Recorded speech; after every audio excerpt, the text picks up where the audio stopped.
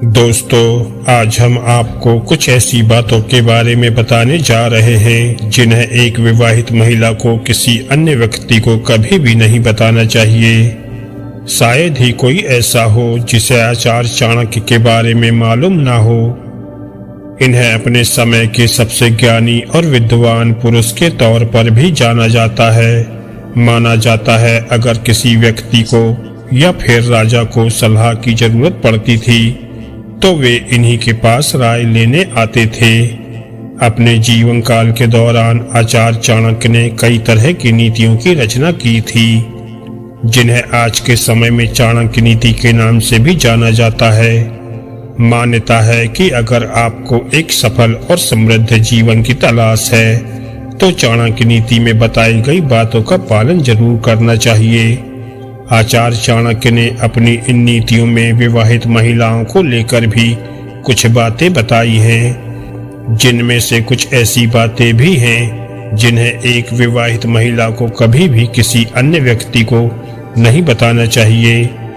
तो चलिए जानते हैं इन बातों के बारे में विस्तार से। नंबर 1, आपसी रिश्ते।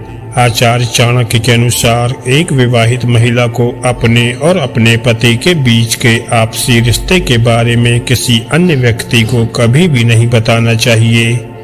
ये अन्य व्यक्ति आपके परिवार का भी हो सकता है या फिर आपका दोस्त भी।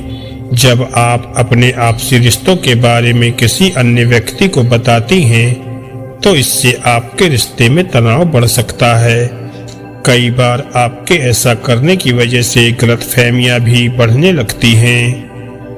नंबर 2, आर्थिक स्थिति के बारे में। आचार्य चाणक्य की नीतियों में किसी भी तरह की आर्थिक समस्या या फिर स्थिति को हमेशा दूसरों से छिपाकर रखने को कहा गया है।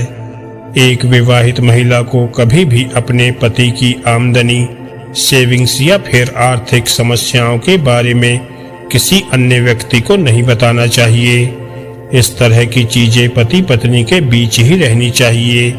अगर आप पैसों से जुड़ी बातों को किसी अन्य व्यक्ति को बताते हैं तो आपके लिए परेशानियां बढ़ सकती हैं। कई बार ऐसा करने की वजह से रिश्तों में दरार भी आ सकती है। नंबर 3, शारीरिक समस्याएं के बारे में।